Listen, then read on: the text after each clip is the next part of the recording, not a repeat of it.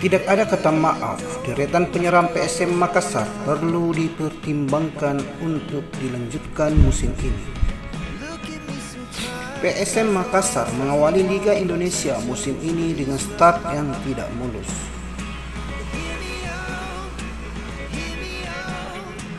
Hingga pekan ke-14, PSM Makassar menduduki klasmen Liga Indonesia di peringkat ke-14 dengan 5 kali kemenangan, 3 kali seri dan mengalami 6 kali kekalahan. Sementara di Piala AFC Cup Grup H 2023, PSM Makassar telah melakoni 2 laga, namun PSM Makassar harus mengakui ketangguhan lawannya. Bermain di kandang Haipon FC, PSM Makassar dibantai dengan skor 3-0. Sementara menjamu Sabah FC, lagi-lagi PSM Makassar menjadi bulan-bulanan lawannya dengan skor 5-0.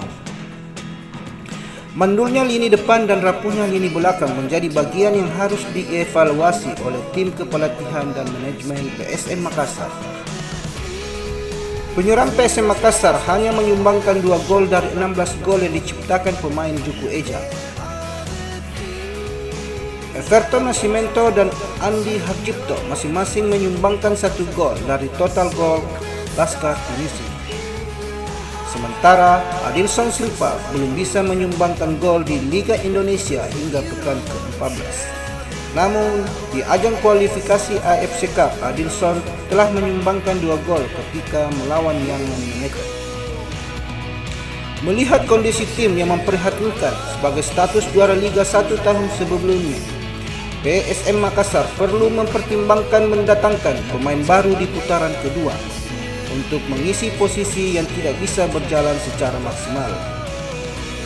Evaluasi lini depan Juku Eja perlu dibenahi yang diisi oleh Everton Nascimento, Adilson Silva, dan Donald Bisa yang dinilai kontribusinya tidak sesuai dengan harapan.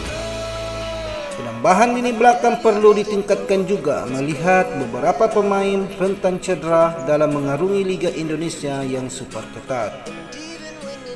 Ayo PSM Makassar, tetap semangat. Ewaku PSM Makassar.